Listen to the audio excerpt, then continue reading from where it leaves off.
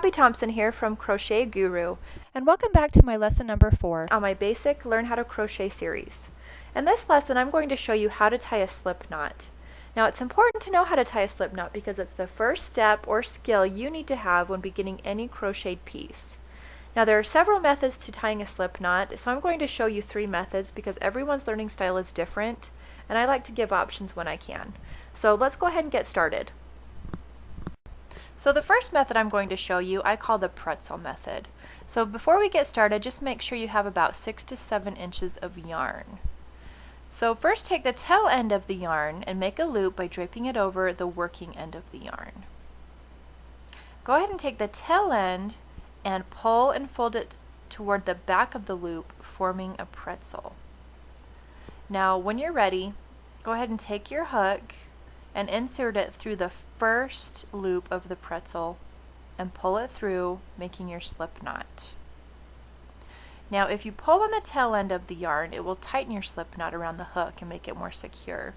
But if you pull on the working end, it will loosen the slip knot. Now you don't want to make this too loose or too tight, so just make sure that it's a snug and comfortable tension. So in this next method, I'm going to use my fingers rather than my hook to form my slip knot. So go ahead and take the end of your yarn and wrap it around your index and middle fingers.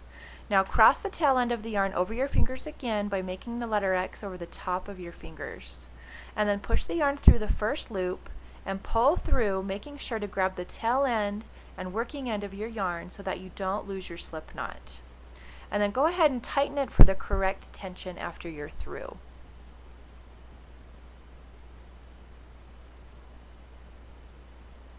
Okay, so I'm going to call this the flip method. So go ahead and take the tail end of your yarn and make a loop by draping it over the working end or the attached strand of yarn. Now go ahead and take your loop and flip it over the attached strand of yarn. And then take your hook, pull that attached strand of yarn through the loop, making your slip knot. Here are a few tips before I go. If your slip knot is too tight, the following steps will be too difficult to accomplish. So make sure your slip knot glides easily on your hook. And then go ahead and choose a style that works best for you and then stick with it.